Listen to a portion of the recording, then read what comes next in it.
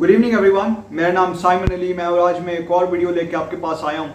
देखिए, आज की वीडियो भी मेरी पास्टर जफ़र के बारे में है। आप सबको मैंने अपनी पिछली वीडियो में बताया था कि पास्टर जफ़र को झूठे तौहीन रसालत के केस के सिलसिले में रावलपिंडी सेशन कोर्ट ने सजाए मौत सुना दी है। और जज साहब ने जो फैसला लिखा है वो मैंने पढ़ा भी है, और उस फैसले में जो जज साहब ने रिमार्क्स लिखे हैं वो काफ़ी तकलीफदेह हैं एज ए क्रिश्चियन मेरे लिए, क्योंकि एक पास्टर साहब के बारे में ऐसी बात की जा रही है रिमार्क्स में आपको मैंने पहले ही बताया था, लिखा हुआ है जज साहब ने कि पास्टर जफ़र को फांसी के फंदे से तब तक लटकाए रखा जाए जब तक उनकी जान ना निकल जाए।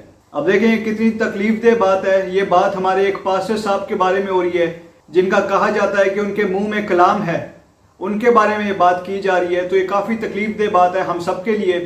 तो देखिए, आपको प्रोसीजर का तो पता ही होगा कि किसी का भी फैसला अगर सेशन कोर्ट में होता है और अगर कोई कैदी उससे एग्री ना करे तो उसके पास ऑप्शन है कि वो हाई कोर्ट में जाके उसके बारे में अपील कर सकता है, और उनको उम्मीद होती है कि हाई कोर्ट से उनको रिलीफ मिलेगा।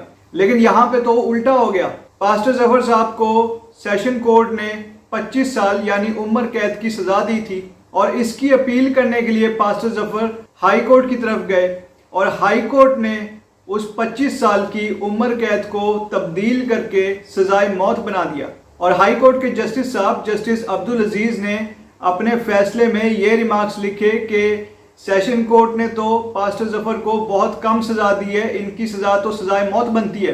देखें, लाहौर हाई कोर्ट के जस्टिस साहब को अगर अपील मंजूर नहीं करनी थी तो वो वहीं पे अपील खारिज कर देते, उनको फैसला तब्दील करवाने की क्या जरूरत थी। और देखें, बाद में वही हुआ, क्योंकि जो हाई कोर्ट कहता है वो बात सेशन कोर्ट को तो माननी पड़ती है, और इसीलिए सेशन कोर्ट ने पास्टर जफ़र साहब को सजाए मौत सुना दी। अब देखिए, आज मेरी ये वीडियो बनाने का मकसद ये है कि मैं आपको पास्टर जफ़र साहब और उनकी फैमिली के बारे में बताना चाहता हूँ कि वो लोग किस तरीके से गुजर बसर कर रहे हैं, वो लोग किस तरीके से सफ़र कर रहे हैं। सबसे पहले तो मैं आपको पास्टर जफ़र की वाइफ के बारे में बताता हूँ।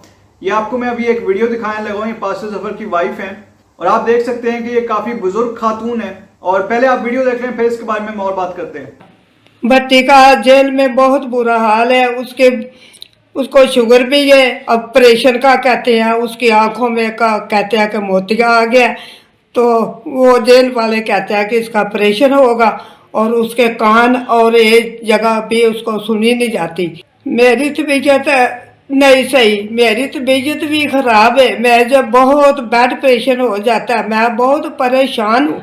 परेशानी की वजह से मेरा बहुत घर का भी खर्चा, दवाइयों का भी, ठीक है, वो उसका भी मुझे बहुत परेशानी है।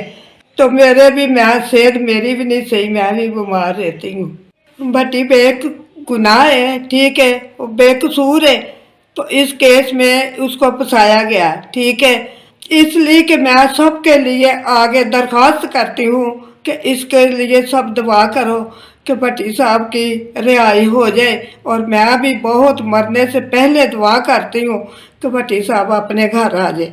तो जी, आपने वीडियो देख ली। आप वीडियो में देख सकते हैं कि पास्टर जफ़र की जो वाइफ हैं ये काफ़ी बुजुर्ग खातून हैं, और इनको अपने बहुत से प्रॉब्लम है, जैसे कि ब्लड प्रेशर, और इनकी आंख देख के मुझे लग रहा है कि इनकी आंख में कैटरेक्ट भी है, और इसके अलावा और भी बहुत सारी बुढ़ापे की बीमारियां होती हैं, आप सबको पता ही है। तो देखिए, इस टाइम पे पास्टर जफ़र की वाइफ बिल्कुल अकेली हैं, उनके पास कोई भी नहीं है, उनकी फैमिली नहीं है आसपास। पास्टर जफ़र और उनकी वाइफ की ऑलरेडी औलाद तो है नहीं, और उनके जो बाकी रिश्तेदार हैं वो कराची में होते हैं। पास्टर जफ़र के माँ बाप हैं, लेकिन वो भी काफ़ी ज़्यादा बुजुर्ग हैं और वो भी कराची में रहते हैं। तो देखिए, पास्टर जफ़र की वाइफ ने हमें बताया कि वो अपना खर्चा बड़ी मुश्किल से पूरा कर रही हैं, तो वो पास्टर जफ़र का खर्चा बिल्कुल भी अफोर्ड नहीं कर सकती, क्योंकि ऑब्वियसली उनका कोई ज़राए आमदन नहीं है। और पास्टर जफ़र को इस वक्त अडयाला जेल की सजाए मौत की कोठरी में रखा गया है, जिसको जेल में सजाए मौत सर्कल भी कहा जाता है। और उस जगह पे जो सजाए मौत का कैदी होता है उसको बिल्कुल अकेला और तनहा रखा जाता है, उनके साथ बात करने वाला उधर कोई भी नहीं होता। तो देखिए, मैं आप सबको कुछ सजेशंस देना चाहता हूं कि एज ए क्रिश्चियन आप लोग पास्टर जफ़र भट्टी की किस तरीके से मदद कर सकते हैं।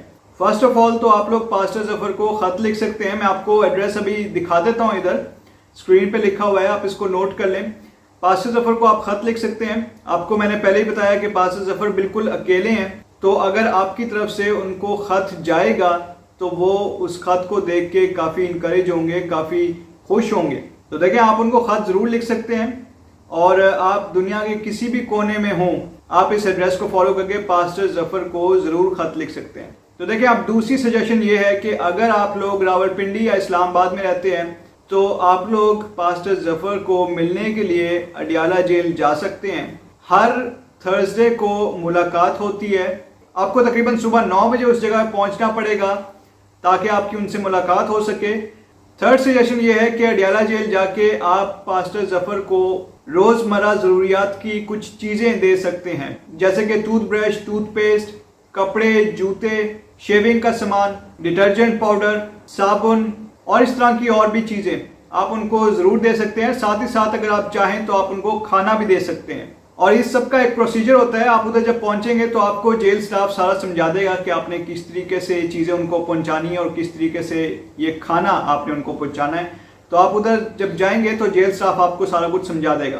तो देखिए, मेरी अगली सजेशन ये है कि आप लोग पास्टर जफर को जेल में जाके उनको कुछ पैसे भी दे सकते हैं। और अगर आप अडियाला जेल नहीं जा सकते, अगर आप दूर रहते हैं, तो आप दूर से भी पास्टर जफर साहब को मनी ऑर्डर कर सकते हैं, जो कि मैंने आपको एड्रेस दिया है वहाँ पे, और आप लोगों की रकम सेफली पास्टर जफर के पास पहुंच जाएगी। क्योंकि देखें, जेल में पैसों की भी जरूरत होती है, उधर अखबार वगैरह होते हैं, उनके बिल होते हैं, और भी उन्होंने डिफरेंट चीज़ें अपनी मर्जी से कुछ खरीदनी होंगी हो सकता है, तो आपके उन पैसों से उनकी काफ़ी मदद हो जाएगी। तो देखिए, ये सारी छोटी छोटी चीज़ें हैं जो आप लोग कर सकते हैं। इनमें से आप कोई भी एक चीज़ कर सकते हैं अगर आप चाहें तो। इससे ये होगा कि पास्टर जफर अपने आप को अकेला महसूस नहीं करेंगे और उनको साथ ही ये भी अंदाज़ा हो जाएगा कि बाहर कुछ लोग हैं जो उनको सपोर्ट भी कर रहे हैं, जो उनके लिए दुआ भी कर रहे हैं। और देखें, जो मैंने पैसों वाली बात की, इसमें ज़रूरी नहीं है कि आप बहुत सारे पैसे पास्टर जफर को भिजवाएं। आप 100 रुपया भी दे सकते हैं, 200 रुपया भी दे सकते हैं। इससे भी उनकी बहुत मदद हो जाएगी जेल के अंदर। क्योंकि मुझे इन्फॉर्मेशन मिली है कि जेल से पास्टर जफर फ्रूट या खाना या अपनी ज़रूरियात की चीज़ें ले सकते हैं। तो अगर आप उनको पैसे देंगे तो उससे उनको काफ़ी मदद मिलेगी।